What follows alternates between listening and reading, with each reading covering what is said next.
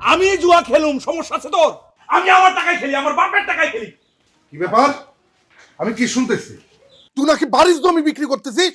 করতেছি, আমি আমার অংশটা বিক্রি করতেছি, তোমার অংশ বিক্রি করতেছি না। সমস্যা তোমার? এটা আমার বাপ দাদার ভিটা। এই বাড়ি আমার বাপ মায়ের শেষ চিহ্ন। এই বাড়িতে আমার বাপ থাকছে, মা থাকছে। এই বাড়িতে আমরা দুইজন বড় হইছি। আমি বাইচা থাকতে এই বাড়ির ভিটা তোরে আমি বিক্রি করতে দিব না। আপনি এমন ভাবে বলতেছেন মনে হয় যে আপনার অংশটা আমি বিক্রি করে ফেলতেছি। আমি আমার অংশটা বিক্রি করতেছি। আপনার যদি এত স্মৃতিকাতর হয়, আপনি আপনার অংশ নিয়ে স্মৃতি নিয়ে থাকেন। তুই নষ্ট হয়ে গেছিস। তোর সাথে নীতির কথা বলে কোনো লাভ নাই। তুই যখন বিক্রি করবি বিক্রি কর, আমার তাতে কোনো আপত্তি নাই। তবে অন্য মানুষের কাছে বিক্রি করতে পারবি না। আমার বাপের ভিটার জমি আমি নিজে কিনুম। না, এখন তো এই কথা বললে হইব না। আমি করিম চাচার সাথে ফাইনাল কথা বলে বলাইছি, অ্যাডভান্সও লয়ে এলাইছি। এখন আপনার কাছে জমি বিক্রি করতে পারবো না আমি। অসম্ভব। আমার বাপের ভিটার জমিতে আমি অন্য কাউরে ভাগ বসাইতে দিব না। আমি বাড়িতে আছি, আমি দেখানিমু তুই অন্য জনের কাছে কেমনে আমার বাপের ভিটার জমি তুই বিক্রি কর। ঠিক আছে, পারলে তুমি ঠেকাইও, যাও, যা খুশি তাই করো।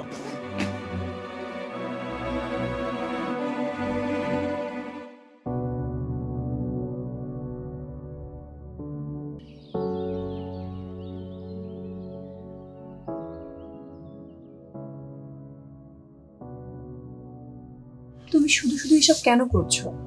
তুমি ঢাকায় ভালো একটা চাকরি করো, আমাদের ছেলেমেয়েরা ভালো স্কুলে লেখাপড়া করে, আমাদের যা করার আমরা ঢাকায় করব। তুমি কেন শুধু শুধু এই গ্রামের ভিটা বাড়ি জমি এইসব কিনতে চাচ্ছ বলো তো? সেটা তুমি বুঝবা না সাথী। এটা আমার পিতৃভূমি। এই জায়গার প্রতি আমার টান অন্যরকম। যে জায়গায় আমার আব্বা আম্মা থাকছে, সেই জায়গায় যদি অন্য কেউ এসে থাকে, তাহলে আমার আব্বা আমার আত্মা কষ্ট পাইব, আমার অভিশাপ দিব। এটা তুমি ঠিকই বলেছো, কিন্তু কামাল তো অন্য একজনকে কথা দিয়ে ফেলেছে এবং অগ্রিম টাকাও নিয়ে ফেলেছে। তুমি এটা কিভাবে ঠেকাবে? লাগলে জীবন দিয়ে ঠেকাবো, তারপরও আমার বাপের ভিটা অন্য কারো কাছে বিক্রি হইতে আমি দিব না।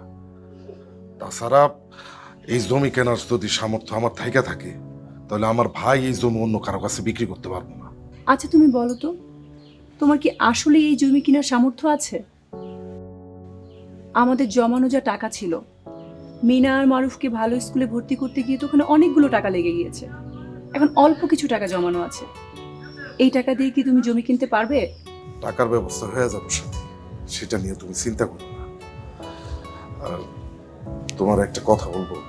হ্যাঁ বলো। টাকার ব্যবস্থা করতে যায় যদি আমার পুরোপুরি না হয়, তাহলে তোমার বিয়ের সময় যে আমি গহনাগাটি দিছিলাম সেগুলো আমি বিক্রি করে দিব। সাথে তুমি আবার মন খারাপ করো না, আমি পরে তোমার সব গহনাগাটি কিনে দিব। না না, মন খারাপ করব কেন? তুমি তো আমার সবচেয়ে বড় অলংকার। আর শুধু গয়না কেন, তুমি চাইলে বাবার কাছ থেকে টাকাও এনে দিব। না সাথে, তোমার বাবার কাছে টাকা চাওয়ার দরকার নেই। বাবা, পাশের বাড়ির ছেলেরা বলছে আমরা নাকি আর দাদা বাড়ি আসতে পারবো না। কেন? চাচা নাকি আমাদের বাড়িটা বিক্রি করে ফেলছে, তাই। আমার না দাদা বাড়ি আসতে খুব ভালো লাগে। তুমি চাচাকে বলো না বাড়িটা যাতে বিক্রি না করে। বাবা তুমি চিন্তা করো না, আমি থাকতে তোমাদের বাড়িটা বিক্রি করতে দিব না।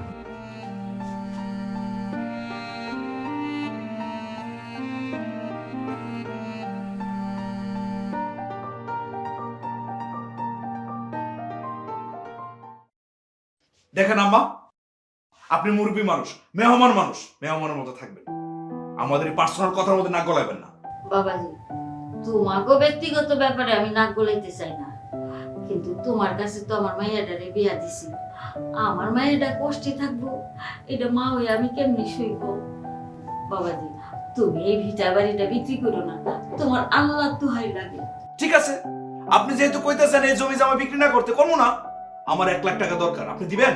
আপনি দিলে আমি বিক্রি করবো না। না মা, দরকার পড়লে আমি রাস্তায় রাস্তায় থাকবো, ভিক্ষা করবো, তারপর তুমি এই শয়তানটার একটা টাকাও দিবা না। তুই আমার শয়তান কইলি? ঠিক আছে, তোরে আমি রাস্তায় রাস্তায় ঘুরামো, রাস্তায় রাখামো। আর শুনেন আম্মা, আমার 1 লাখ টাকা দরকার। যদি আপনি আমার দেন, তাহলে আমি জমি বিক্রি করবো না। আর যদি না দিতে পারেন, এই জমি জামা বিষয়ে কোনো কথা বলবেন না। আমার যা খুশি আমি তাই করব।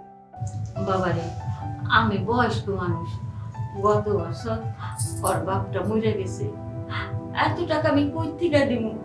তোমার তো বিয়ের সময় 50,000 টাকা দিছি, ওই টাকাটা দিতেই আমার স্বামীর শেষ সেটি গহনাগুলো ব্যস্ত হয়েছে। তারপরে যখন যা চাইছো তাই দিছি। বাবারে, এখন আর কিছু চাইও না, আমি দিতে পারব না। টাকা দিতে পারবেন না, আমার মেয়ের সুখ চান, লজ্জা করেন আপনার? আম্মা খবরদার, আপনি আমার কাছে বাধা দিবেন না। আমার মন যা চাই আমি তাই করব। আর তুই আমার মুখে মুখে কথা কস, আমারে প্রায় সাহস বেড়ে গেছে গা, তোরে যে আমি কি করবো বুঝে রাখিস। দেখছো মা, দেখছো কি কয়ে গেছে? তোমরা কেমনি আমাকে হারামির লগে আমার বিয়া দিলা মা? আমি কি তোমাকে বোঝা হয়ে গেছিলাম? এমন একটা হারামির লগে বিয়া না দিয়া তোমরা আমার বিষ খাওয়ায় মাইরা ফেললা লাগেন মা, মাইরা ফেললা লাগেন আমারে।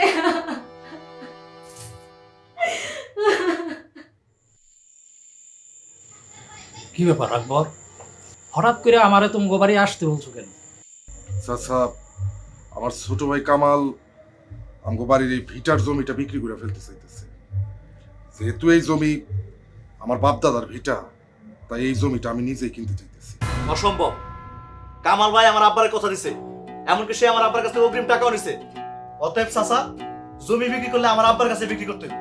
তুমি আমারে বলো, কামাল তোমার আব্বার কাছ থেকে কত টাকা অগ্রিম নিছে, সেই টাকা আমি ফেরত দিতেছি। টাকা ফেরত দেওয়ার জন্য তো আমরা অগ্রিম দিই নাই, এই জমি আমরাই কিনবো। আমি আর আব্বা প্ল্যান করছি যে আপনাকে এই বাড়ি ভাঙিয়ে আমরা এখানে একটা 3 তলা বাড়ি করবো। চাচা, জমি কিন্তু আমরাই কিনবো, আপনি ওইভাবে সবকিছু করেন। মইন, চিল্লা চিল্লি করে এখানে কোনো লাভ নাই। যেহেতু আকবরের বাপের জায়গা আর আকবরে কিনতে চাইতেছে, কামাল ব্যস্ত আছে, আইনেও আছে। বাপের ঘরে যদি নাকি 2টা সন্তান থাকে, এক ভাই যদি তার বিটের বাড়ি যদি নাকি মানে বাগের জমি যদি বিক্রি করে দেয়, তবে বড় ভাই রাখতে পারে। এইটা বিচারে আসারে কোনো জায়গায় নাই যে আরেক প্রতিবেশী আইসা এই জায়গাটা কিনবো। তোমার কাছ থেকে যদি নাকি টাকা নিয়ে থাকে, সেই টাকা দরকার হলে ফেরত দিয়ে দিব। কামাল, তুমি মইনের বাপের কাছ থেকে কত টাকা নিছো? যে 20,000 টাকা। আকবর, জি চাচা। এই 20,000 টাকা মইনরে এক্ষুনি তুমি দিয়ে দাও।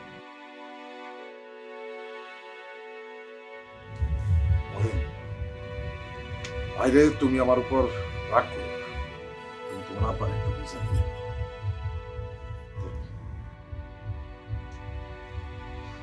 আকবর ভাই, আপনি ভালো মানুষ দেখা আমি আর কিছু বললাম না, ঠিক আছে? আমি আমার আব্বারে বুঝাই বলবো। আপনার বাপের ভিটার জমি আপনি দিলেন। আসি চাচা, সালাম। কামাল, তোমারে আমি একটা কথা কইতে চাই। এই যে বাপের ভিটাটা বিক্রি কইরা দিবা, তারপর তুমি যাইবা কই, থাকবা কই? আর এই ভিটাটা না বেচলে হয় না? না কাকা, হয় না। আমি বেকার মানুষ, আমি এখন কি করে খামো বলেন? এই জমিটা বিক্রি করে ঢাকায় যাবো, ঢাকায় গিয়ে বিজনেস করবো। আর ভাইজান যদি জমি রাখে আমার কোনো সমস্যা নাই, জমির যে দাম ঠিক সেই দামে দিতে হবে, 1 টাকা কম হইব না। তুই যত দাম চাস আমি ঠিক তত টাকাই দিব।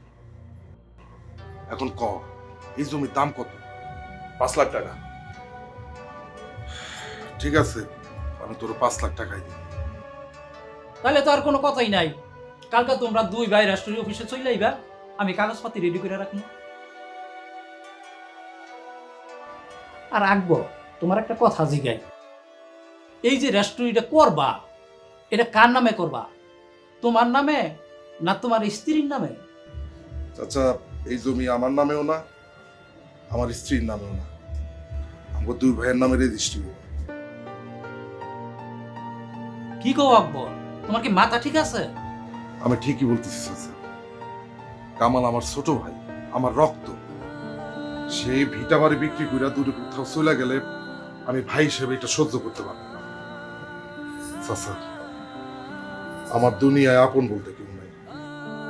আমার মা নাই, আমার বাপ নাই, আপন বলতে এই ভাই আছে, আর কেউ নাই চাচা। সেই ভাই যদি বাপ দাদার ভিটা বিক্রি করে অনেক দূরে চলে যায়, চাচা আমি সেটা সহ্য করতে পারবো না, আমার বুকটা পুরো ফাইটা যাবে। তাই কইতাছি চাচা, আপনি এই জমি আমার আর কামাল এই 2 জনের নামে রেজিস্ট্রি করেন। ভাই, ভাই তুই আমার মাফ করে দাও ভাই, তুমি এত বড় মনের মানুষ আমি জানতাম না, তুমি আমার এত ভালোবাসো। ও জোট, তুমি আমার কত ভালোবাসো। তুই তো আমার ভাই রে। ভাই বড়দর, শুধু খালি কথাই শুনতাম। আকবর, তুমি আজকে প্রমাণ কইরা দিলা যে তুমি বড় ভাই আর ও ছোট ভাই। যাই হোক, তুমগো দুই ভাইয়ের নামই এই বিটাটা আমি রেস্টোরি করার ব্যবস্থা করতেছি। তবে আগামীকাল আমি কাগজপাতি নিয়ে রেস্টোরি অফিসে তোমাদের দুই ভাইয়ের জন্যই আমি জমিটা রেস্টোরি করি। ভাই ঠিক আছে।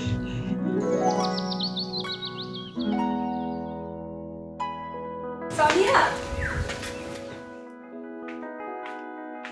কি ভাবি, কিছু বলবেন? হ্যাঁ, চলো তোমার সাথে আমি আজকে রান্না করব। সেই আসার পর থেকে দেখছি তুমি একা একা কাজ করছো।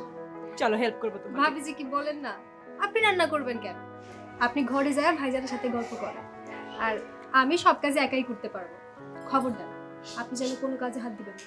সোনিয়া, সোনিয়া, এনো বাজার করে নিয়ে এসেছি। মাংস আছে, মাছ আছে, সব কিছু আছে। শোনো, দুপুর বেলায় খুব ভালো করে রান্না করবা, আমরা দুই ভাই মিলে খামো। আর যে মাছটা আছে, মাছের মাথাটা মনে তো ঝোল ঝোল করে রান্না করবা। ভাই কিন্তু আমার মাছের মাথা খাইতে খুব পছন্দ করে। মাছের মাথা আমার পছন্দ, মাছের মাথা পছন্দ হইলো তো। সোনিয়া, আজকে মাছটা ভালো মতো রান্না করিয়া মাছের মাথাটা তুমি কামালরে দিবা। জানো, ছোটবেলায় যখন আম্মা ওরে মাছের মাথা দিত না, তখন ও যে কি কান্নাকাটি শুরু করে দিত, ভাতই গাইতো না। চাচু, তুমি যে বাজারে গিয়েছিলে আমাদের জন্য কিছু আনোনি? তুমি হইলা আমার বাবা, আর তুমি তুমি আমার মা। আমি বাজারে যাবো আর তোমাদের জন্য কিছু আনবো না, তাই কি হয়? এদিকে আসো, এদিকে আসো, এদিকে আসো। দাঁড়াও, এই হচ্ছে তুমি আমার মা, তোমার দুইটা, আর তুমি থ্যাংক ইউ চাচু, তুমি অনেক ভালো।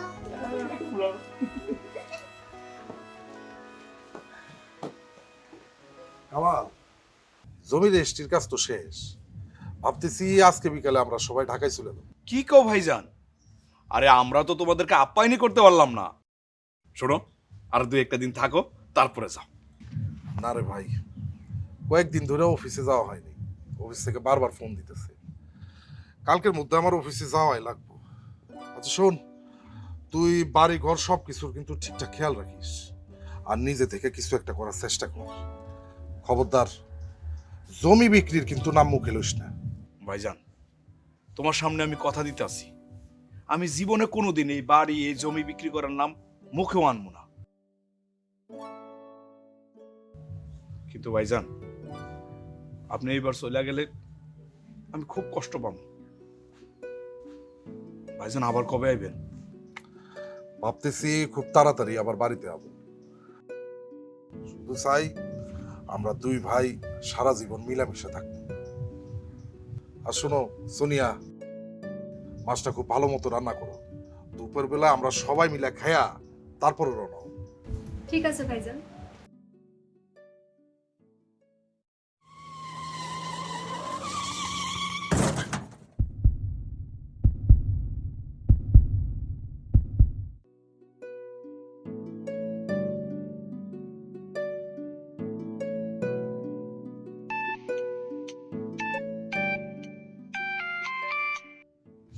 হ্যাঁ ভাবি। কি কি বলতেছো ভাবি তুমি? ভাইজানের এরকম কি অবস্থা? কি বললা? আল্লাহ রে, আল্লাহ। সোনিয়া, আম্মা, সোনিয়া, কি হয়েছে? সোনিয়া সর্বনাশ হয়ে গেছে। ভাইজান নাকি অ্যাক্সিডেন্ট করে ল্যাংড়া হয়ে গেছে, একটা পা পঙ্গু হয়ে গেছে। বলো কি? এখন ভাইজানের কি অবস্থা? কয়দিন পর ভাবি ভাইজানরা বাচ্চা কাচ্চা নিয়ে বাড়িতে একেবারে চলে আসবো। ও কি বাবাজি, তোমার ওই ল্যাংড়া ভাই যদি একবারে বউ বাচ্চা নিয়ে চলে আসে, তাহলে তুমি কত বড় ঝামেলায় পড়বা একবার ভাইবা দেখছো? কি বলেন আম্মা? আমি কেন ঝামেলায় পড়বো? তোমার ল্যাংড়া ভাই সে তো আর এখন কামাই করতে পারবো না। তোমার ওই ভাইয়ের বাচ্চা বউ সবাইরে তোমার কামাই করে খাওয়াইতে হইব। তাছাড়া তুমি যে এই যে আম জাম কলা কাঁঠাল আর এই যে পুকুরের মাছ বেচা একলাই খাইতাছ, সেইটা আর পারবা না। আইলে পরে তো সমান দুই ভাগ হইব। মা ঠিকই কইছে। না না, আমি কোনো কিছু ভাগ দিতে পারব না। তোমার ল্যাংড়া ভাই সারাদিন বাড়িতে ঘুরে বেড়াইবো, তার বাচ্চা কাছে ঘুরবো, এটা আমি কিছুতেই সহ্য করুম না। তারপর আরেকটা সমস্যা আছে, এই বাড়ির জমি তো তুমি তার কাছে বেচা দিছো, হ্যাঁ? যদিও বা দলিলে 2 ভাইয়ের নাম আছে, কিন্তু তারপরও সে যদি তুমি টাকা ফেরত চায়, তখন তুমি কই পাইবা টাকা? সে এখন ল্যাংড়া, টাকা চাইতেও পারে। আম্মা, কথা তো আপনি ঠিক বলছেন, তাইলে এখন আমি কি করবো বলেন তো? তুমি তোমার ওই ভাই ভাবিরে এক্ষুনি ফোন দিয়া না করে দাও বাড়িতে আসতে। আর যদিও বা আইসা পড়ে, তাহলে এমন ব্যবহার করবা তারা যেন জমির ভাগ চাইতে না পারে, আর টাকাও যেন না চায়। কিন্তু আম্মা, ভাইজান আমাদেরকে কত উপকার করছে, তার টাকা দিয়ে তো সংসারটা চালাইতেছি। এই সময় তার সাথে এরকম খারাপ আচরণ করা কি ঠিক হইব? তুমি কও। চুপ করো, একদম চুপ করো। মা যেটা কইছে সেটা করো, নাহলে তোমার ওই ল্যাংড়া ভাই তোমার রাস্তা ফকির বানায় ছাড়। বসো বসো।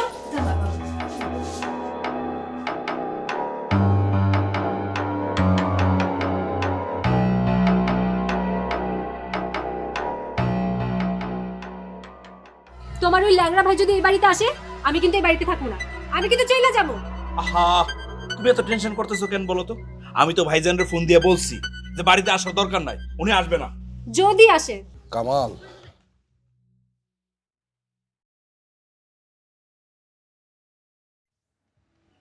কি ব্যাপার ভাইজান? তোমার আমি ফোন দিয়ে বলছি বাড়িতে আসার দরকার নাই, তারপর বাড়িতে আইছো কেন? কি করুম ভাই ক? অ্যাক্সিডেন্টের পর আমার চাকরিটা চলে গেছে। চিকিৎসার জন্য যা টাকা পয়সা জমা ছিল সবই খরচ হয়ে গেছে। এখন বাসা ভাড়া দিতে পারতেছি না। তোর ভাতিজা ভাতিজির পড়াশোনা প্রায় বন্ধ হয়ে গেছে। আমি আর কি করতাম? খরচ চালাইতে পারতেছি না। এই জন্যে ঢাকা ছাইরা একবারেই গ্রামে চলে আইলাম। তাই একেবারে যে চলে আইছো, এই গ্রামে এসে কি খাইয়া থাকবা? হাওয়া খাইয়া থাকবা? তো প্ল্যানটা কি করছো শুনি? এই বউ বাচ্চা লয়ে আমার ঘরে বসে বসে খাবা? ভাই, তুই এমনি কথা কইতাছিস কেন? আমি তো তোর একবারও কই নাই আমার বউ আর আমার বাচ্চার তোর খাওয়ান লাগবো। তাহলে কে খাওয়াবো? আপনি তো নিজে ল্যাংড়া, কাজকর্ম করতে পারবেন? সোনিয়া, প্রয়োজন হলে আমি আমার স্বামীকে কাজ করে খাওয়াবো। তোমরা শুধু আমার স্বামী আর বাচ্চাগুলোকে নিয়ে এই বাড়িতে থাকা একটু আশ্রয় দাও। এই বাড়িতে আশ্রয় দিব মানে? এমন ভাবে কথা বলতেছেন যেন এই বাড়িটা আপনার। আপনাকে যদি গ্রামে থাকার এত ইচ্ছা হয়, তাহলে গিয়া ওই পিছনের টিনের ঘরটাতে থাকেন, এই বাড়িতে থাকতে পারবেন না। এটা তুমি কি বলতেছো সোনিয়া? আমি আমার বাড়িতে থাকতে পারব না? তোমার বাড়ি মানে? ভাইজান, এই বাড়িটা আমার আমার আমার আমার বাপ এই বাড়িটা করছিল। আমি তার ছোট ছেলে, ছোট ছেলেরাই বাড়িটা পায়, তুমি জানো না? আর তাছাড়া কিছু মেস্ত্রির আমি খবর দিছি, এই বাড়ির কিছু কাজ বাজ আছে, কাজটা হইলে তারপরে থাকো। আপাতত তুমি ওই টিনের ঘরে গিয়ে থাকো, কাজ শেষ হলে তারপর আইও। কামাল, তুমি একটু বোঝার চেষ্টা করো। আমার এই ছোট ছোট বাচ্চাগুলা এই টিনের ঘরে শীতের মধ্যে কিভাবে থাকবে? আমগো যা বুঝার আমরা তা বুঝছি, আর আপনাকে যা বুঝাই দেওয়ার তাও আমরা বুঝাইছি। এখন আপনারা থাকতে চাইলে ওই টিনের ঘরে থাকতে পারেন, আর নাইলে ঢাকায় ফিরে যান। এই চলো তো।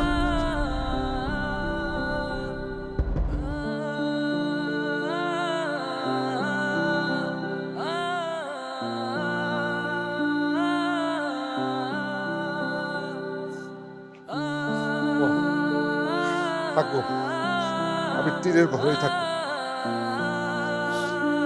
চলো।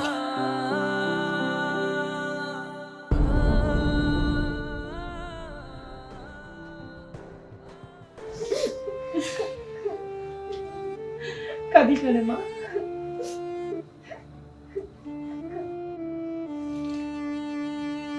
মা, খুব ক্ষুধা লেগেছে, আমরা সেই সকাল থেকে কিছুই খাইনি। মা, আমারও খুব খিদে পেয়েছে, আমি আর সহ্য করতে পারছি না, কিছু খেতে দাও। আরে আমার কাছে যে কিছু খাবার নেই, আমি তোদেরকে এখন কি দিব বলতো? তার মানে কি আমরা সারা রাত না খেয়ে থাকবো? আল্লাহ আল্লাহ কর বাবা, আল্লাহ ঠিকই একটা ব্যবস্থা করবে। আর তুমি চুপ করে আছো কেন? আমি ওর বাচ্চাগুলোকে এখন কি খাইতে দিব বলো? আমি কি কম সাথী? আমার বলার কোনো ভাষা নাই। যে বাইরে আমি প্রতি মাসে ঢাকা থেকে টাকা পাঠাইছি, যখন যা চাইছে তাই দিছি।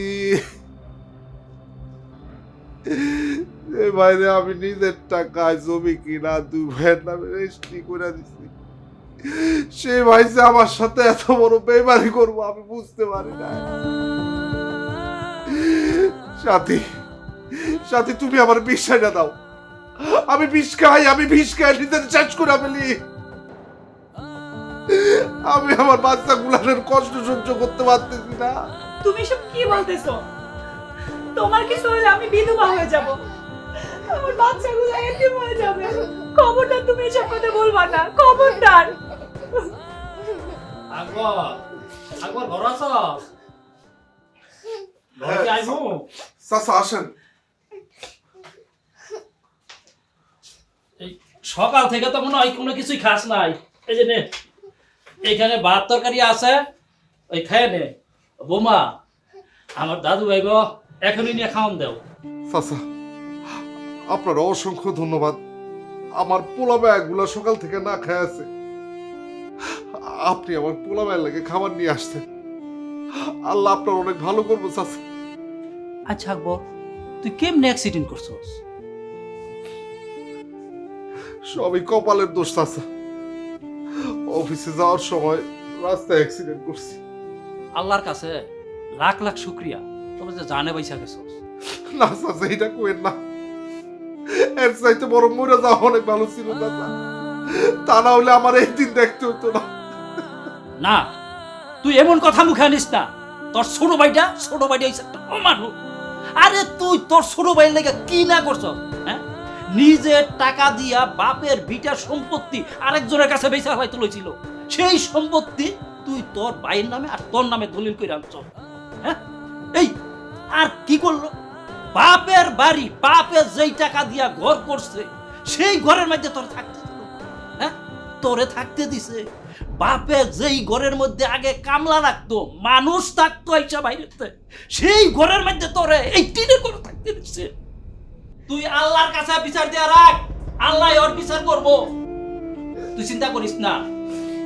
বোমা, অবস্থাটা খাওয়ান দাও, অনেক রাইত হয়ে গেছে, আমি যাই। তোর যদি কোনো কিছু লাগে আমার জানাইস। ঠিক আছে চাচা, আমি তো গেলাম। আসসালামু আলাইকুম।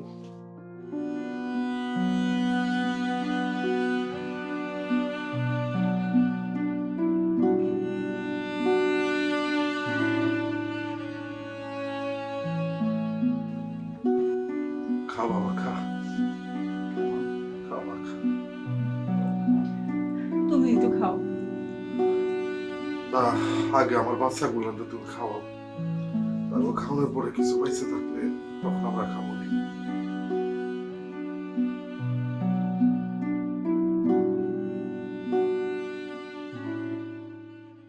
শোনো জামাই বাবাজি, যে কইরে হোক তুমি তোমার ভাইরে ভিক্ষা করতে রাজি করাও।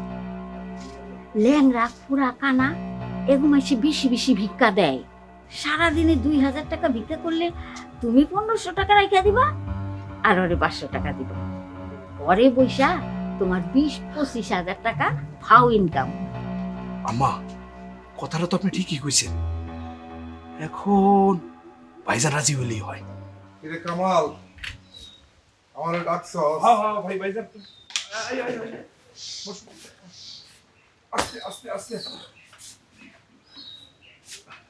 ভাইজান তোমারে ডাকছি, আসলে তুমি তো বেকার মানুষ, সংসার চালাইবা কেমনে? আর আমিও যে তোমার সাহায্য সহযোগিতা করবো সেই অবস্থা তো আমার নাই, তাই না আম্মা? এই কারণে ভাইজান তোমার জন্য একটা কাজ ঠিক করছি আমি। কি করতেছস? আমি ল্যাংড়া মানুষ, ঠিক মতো হাঁটতেই পারি না, আমি কি কাজ করব? হ্যাঁ, তুমি কি গায়ে শ্রম দিয়ে কাজ করবা? বসে বসে কাজটা করবা। কি করতেছস ভাই? তাহলে তো আমার অনেক উপকার হয়। ভাই, ভাই তুই আমার কাজটা দে ভাই, আমি আল্লাহর কাছে তোর জন্য অনেক দোয়া করব ভাই। এখন কো আমার কাজটা কি? কো কাজটা কি আমি কইতাছি, তুমি একটা বাটি হাতে নিয়ে রাস্তার মোড়ে বয়ে বয়ে ভিক্ষা করবা। এসব আপনি কি বলতেছেন মা? ওই আমি ভিক্ষা করুম? হ্যাঁ, ভিক্ষা করবা। শোনো, তোমার একটা পাও নাই, চাইলেও তুমি অন্য কাজ করতে পারবে না। আর ভিক্ষা হইলো পুঁজি সারা ব্যবসা, খালি বৈশা বৈশা মানুষের কাছ থেকে হাত পাইতে টাকা চাই নিবা। আর ল্যাংড়া লুড়া খুড়া এগো মানুষ বেশি কইরা টাকা দেয়, তোমার সংসারটাও ভালো চলবো আর তোমার পোলা মেয়েও না খায় থাকতে হইবে না। আপনি জানেন আমার আপা ছিল এই গ্রামের প্রাইমারি স্কুলের হেডমাস্টার। সারা গ্রামের মানুষ আমার আব্বারে সম্মান করত, শ্রদ্ধা করত। এই বাড়িতে 3-4 জন মানুষ কাজ করে খাইছে। আপনি সেই বাড়ির সেই লোকের সন্তানকে কইতেছেন ভিক্ষা করতে? আমি ভিক্ষা করব? আমার বাপের মান সম্মান যা আছে সব দুলাই তুলছাট করে দিব। রাখো তোমার মান সম্মান, পেটে ভাত না থাকলে কি মান সম্মান দিয়ে পানি খাইবা? পোলা মাইয়া যখন খাওয়ান দাও কইব, তখন কি ওই মান সম্মান খাইতে দিবা? আহা ভাইজান, এটা নিয়ে এত চিন্তা করার কি আছে? আম্মা তো তোমার ভালোর জন্যই কথাটা বলছে, তাই না? তুমি রাজি হয়ে যাও। আচ্ছা ঠিক আছে, আমাদের গ্রামের আশেপাশে ভিক্ষা করতে যদি তোমার সমস্যা হয় তাহলে দূরে গিয়ে ভিক্ষা করবা।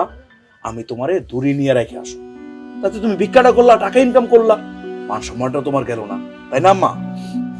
আল্লাহ আল্লাহ আমার একটা বিপদে ফেলাইছে, আর তোরেও চিনাইলো। তুই যে এত ছোট লোক, তুই যে এত নিচ, আমি এটা আগে জানতাম না।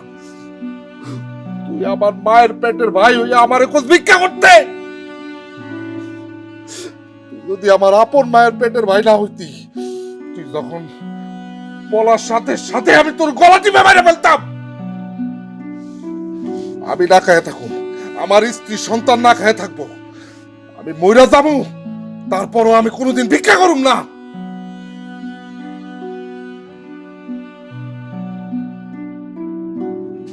ভালো করে বাইকটা দেখো।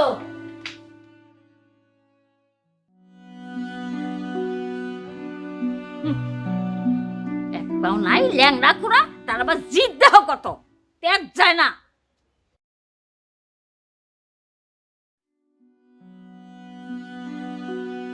সোনিয়া, কি ব্যাপার ভাবি?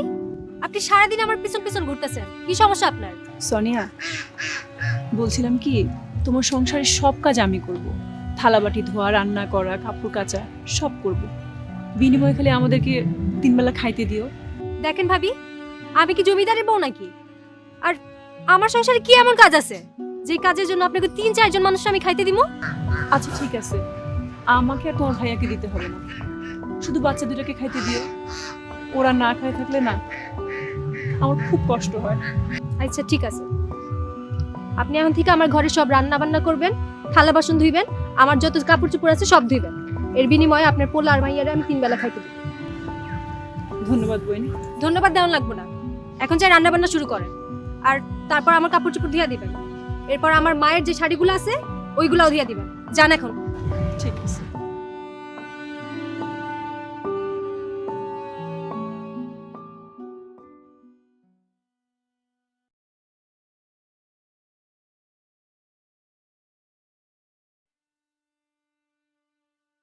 মা, আমাদের খুব খিদে পেয়েছে, কিছু খেতে দিবা? পাতিলে তো বেশি খাবার নাই, অল্প একটু আছে, তোরা দাঁড়া, আমি নিয়ে আসি।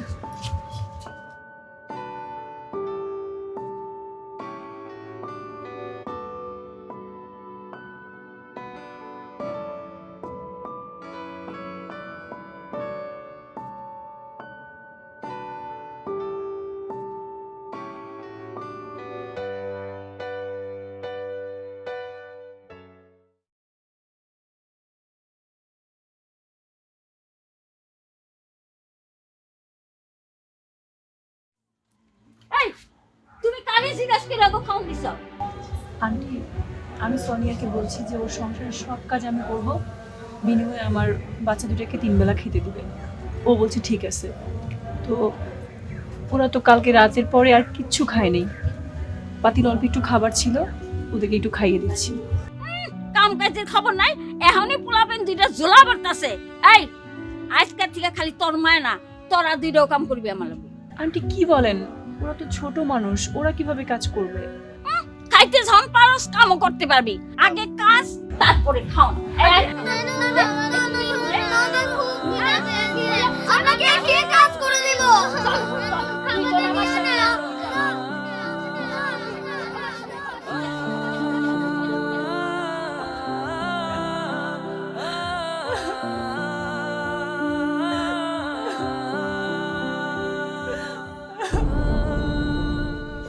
কি ব্যাপার? কি হয়েছে? তোমরা দুজন কাঁদতেছো কে? জানো বাবা, মা আমাদেরকে একটু খেতে দিয়েছিল, চাচু শাশুড়ি তা দেখে আমাদের থেকে খাবার প্লেট কিনে নিয়ে গেছে আর আমাদেরকে দিয়ে অনেক কাজ করিয়েছে। মারে তুমি যারা, আমি যে কি করে সান্ত্বনা দেবো আমি আসলে বুঝতে পারতেছি না। শুধু একটা কথাই কই, আল্লাহ একজন আছে, আল্লাহ একদিন সবকিছু ঠিক করে দিব, সবকিছু ঠিক করে দিব। আকবর, তোর সংসার এখন কেমনি চলতেছে? আল্লাহ যেমন চালাইতেছে তেমনি চলতেছে চাচা, শুকর আলহামদুলিল্লাহ। তুই একজন ভালো মানুষ রে আকবর। এই যে তোর এই অবস্থার মধ্যে তুই আল্লাহর কাছে শুকরিয়া করতেছস। যাই হোক, আমি তোর কাছে একটা প্রস্তাব নিয়ে আইছি। তুই যদি আমার প্রস্তাবে রাজি থাকস তবে তোর সংসারে আর কোনো অভাব থাকবো না। কি প্রস্তাব চাচা? ওই যে আমাকে উত্তরপাড়ার সাত্তার সাহেব আছে না, ঢাকায় তার বাড়ি গাড়ি ব্যাংক ব্যালেন্স অনেক কিছু আছে এবং গ্রামের মধ্যে অনেক জমি জমা আছে, কিন্তু একটা জিনিসের অভাব, তার কোনো ছেলে মেয়ে নাই। চাচা আপনি আসলে কি বলতে চাইতেছেন আমি ঠিক বুঝতে পারতেছি না। ওই সাত্তার সাহেব আমারে কইল, তোর তো একটা পোলা আর একটা মাইয়া, তুই যদি এই ছোট মাইয়াটা তার কাছে পাল্লক দিয়া দেস তবে তোর 5 লাখ টাকা দিব। আল্লাহ দোহাই লাগে চাচা, আপনি আমার এইসব কথা কইেন না চাচা। আমার এই পোলা ভাইয়ের দুটা আমার বুকের ধর, আমি শত কষ্টের মধ্যে এই পোলা ভাইয়ের দুটার দিকে তাকে আমি বাইসা আছি। চাচা আপনি আমার এই কলজার টুকরা দুটারে আমার কাছ থেকে আলাদা হনের কথা কইেন না চাচা। আকবর, তুই খুব ভালো করে চিন্তা কইরা দেখ, 5 লাখ টাকা এটা কিন্তু মুখের কথা না। এই 5 লাখ টাকা দিয়া তুই যদি ব্যবসা বাণিজ্য করস তবে তোর কোনো অভাব থাকবো না। আরে একটা মায়া যদি তুই দিয়া দেস আর একটা পোলা তো তোর কাছে থাকবো। চাচা, আপনি এসব কি বলতেছেন? তাই বলে টাকার জন্য আমি আমার নারী ছেড়ে ধনরে বিক্রি করে দিব?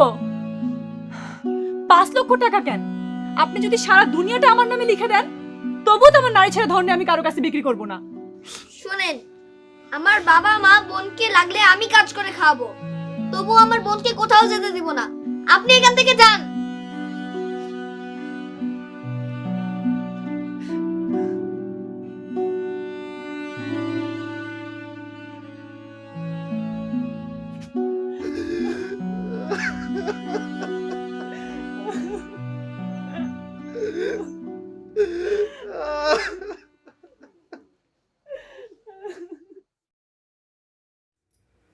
জামাই, তোমার কিন্তু এখন একটা সুযোগ চাই। কি সুযোগ আম্মা? তোমাকে এই বাড়ি তো তোমাকে 2 ভাইয়ের নামে, এখন তুমি চাইলে একলাই বাড়ির মালিক হতে পারো। বলেন কি আম্মা? কেমনে? শোনো, তোমার ভাই তো এখন চলাফেরা করতে পারে না, তারে একদিন দাওয়াত দিয়া ভালো মন্দ খাওয়াইয়া চলে বলে কৌশলে দলিলে সই করে নিতে পারলেই এই বাড়ির মালিক তুমি। আম্মা কথাটা তো আপনি ঠিকই বলছেন, কিন্তু ভাইজান তো শিক্ষিত মানুষ, সে কি সহজে সই দিতে রাজি হইব? আসলে তো ভাইজান তো সহজে সই দিতে চাইবো না, তাহলে এখন কি করা যায়? একটা বুদ্ধি পাইছি, ভাইজান যে খাওয়ানোর সাথে কিছু মিশায় দিলে ভাইজান আলা বলে হয়ে গেলে তখন দলিলে সই করে নেব, আর দলিল যদি তখন সই না করে সই তো আমরা নিতেই পারবো না। হ্যাঁ, সবই তো ঠিক আছে, কিন্তু ভাইজান যখন সুস্থ হয়ে যাব তখন ভাইজান কি মেনে নিব? সে গ্রামবাসী সবাইকে জানাইবো আমি তার কাছ থেকে জোর করে সম্পত্তি নিয়ে নিছি। তুমি তখন গ্রামের সবাইকে বলবা ভাইজান বিপদে পড়া তোমার কাছে সব সম্পত্তি বিক্রি করে দিছে, আর ভাইজানের এখন যেই অবস্থা তোমার কাছে সম্পত্তি বিক্রি করতে পারে এটা সবাই বিশ্বাস করবে। শোনো, তোমার ভাইজান বাড়াবাড়ি করলেও কোনো লাভ হবে না, কারণ দলিল তো তখন তোমার কাছে। আর দেরি করে লাভ নাই, কালকে তুমি মুক্তারের কাছে যা দলিল পত্র সব রেডি করে ফেলাও। ঠিক আছে, আমি বরং কালকে বোঝালাই গিয়া দলিল পত্রগুলো সব ঠিকঠাক করি, আর এখন আমাদের গ্রামে যে মুক্তার আছে তার সাথে গিয়ে একটু কথা বলে পরামর্শ নিয়ে আসি। কি হলো? কি হয়েছে তোমার? এমন করতেছো কেন? কি হলো? আমার হাতে শক্তি পাইতেছি না। উঠো উঠো, পাশে চলো। সাইডে সাইডে সাইডে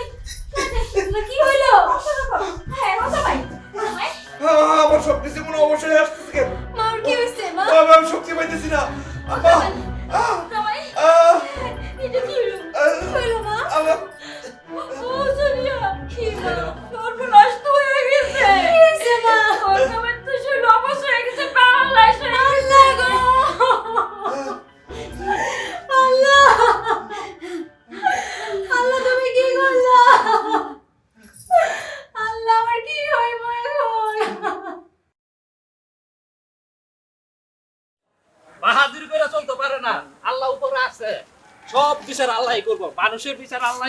আলাইকুম চাচা। ওয়ালাইকুম সালাম। কি হয়েছে? কার বিচার করছে আল্লাহ? ওই যে আকবরের শুরু ভাই যে কামাল তো প্যারালাইজ হইয়া বিছনার মধ্যে শুয়ে রইছে। আরে বলেন কি চাচা? কামাল ভাইয়ের লগে তোমার কালকে বাজারে দেখা হয়েছে, দুজনে এক লগে বসে চা খাইছি, গল্প করছি। এই ঘটনা কখন ঘটলো?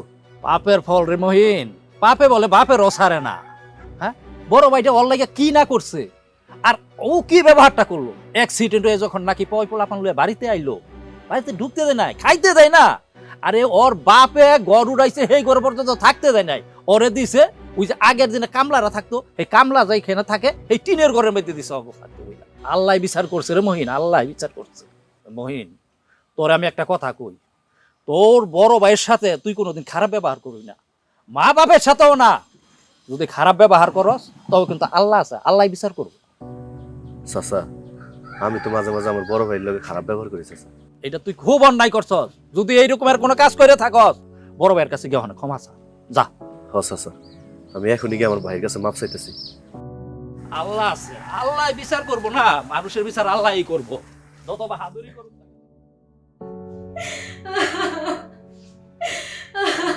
মা, মা এটা কি হইলো মা? আমার এত বড় সর্বনাশ কেন হইলো? আমি এখন কি করব মা? এই অসুস্থ রোগীর লাগে আমার সারা জীবন সংসার করতে হইব। আমার জীবনটা একেবারে শেষ হয়ে গেল মা। অসম্ভব, আমি থাকতে তোর জীবন কিছুতেই নষ্ট হইতে পারে না। নষ্ট যা হতে হয়ে গেছে, তুমি কি আর ফিরাইতে পারবা? আহা, কান্নাকাটি করো না। আমরা পাপ করছি, এটা আমাদের পাপের ফল। আল্লাহ আমারে পাপের শাস্তি দিছে। পাপ করছি মানে? আমরা কি পাপ করছি?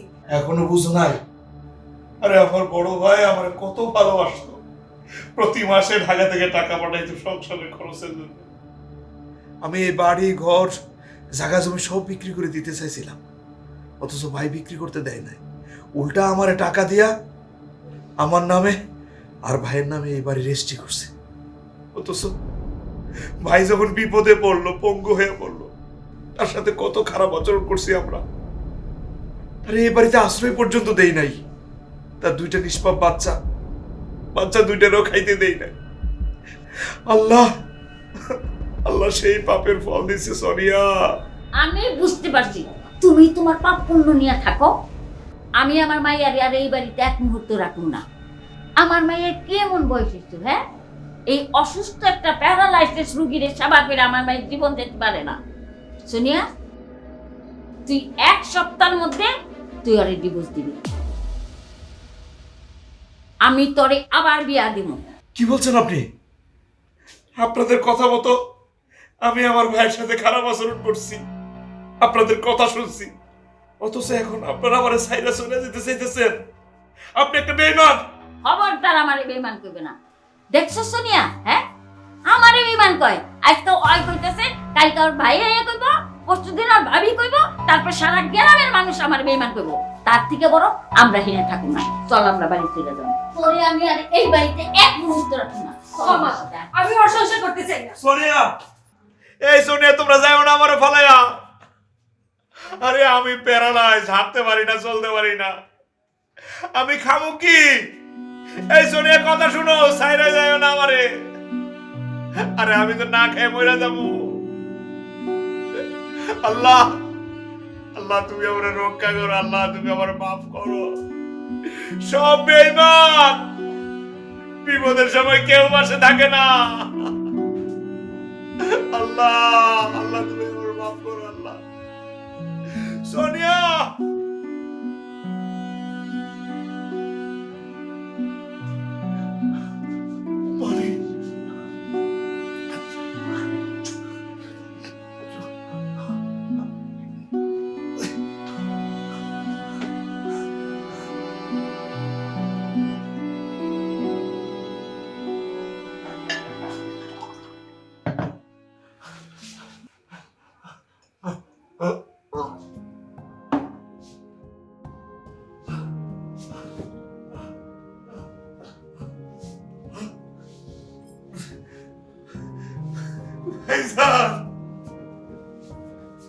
ভাইজান, তোমার কাছে একটাই অনুরোধ, এই বাড়ি থেকে আমার বের করে দিয়ে না ভাইজান। আমি প্যারালাইজ, হাঁটতে পারি না। আমার যদি তুমি বের করে দাও, আমি রাস্তায় পইরে মরণ ছাড়া আর কোনো গতি নাই। তুই এটা কি করতেছিস? তুই আমার ভাই, তুই আমার রক্ত। তোরে কেন আমি এই বাড়ি থেকে বাইর করে দিই? তুই এই বাড়িতেই থাক।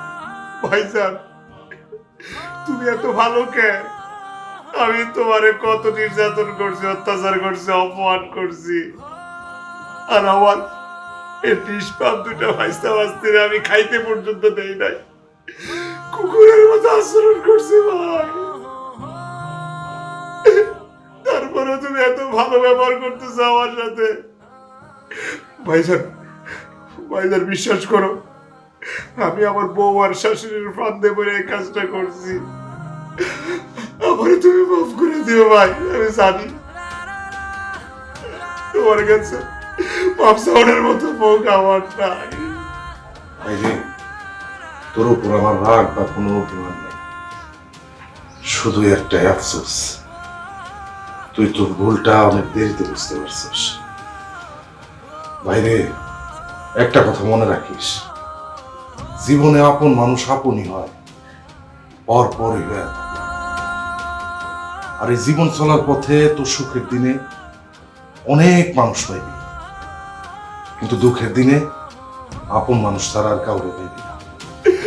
তুমি ঠিকই বলছো ভাইজান, বিপদের দিনে কেউ পাশে থাকে না। ভাইজান, তোমার পা কি ভালো হয়ে গেছে? আল্লাহ, আল্লাহর কাছে হাজার হাজার শুকরিয়া, তুমি আমার ভাইরে ভালো করে দিছো।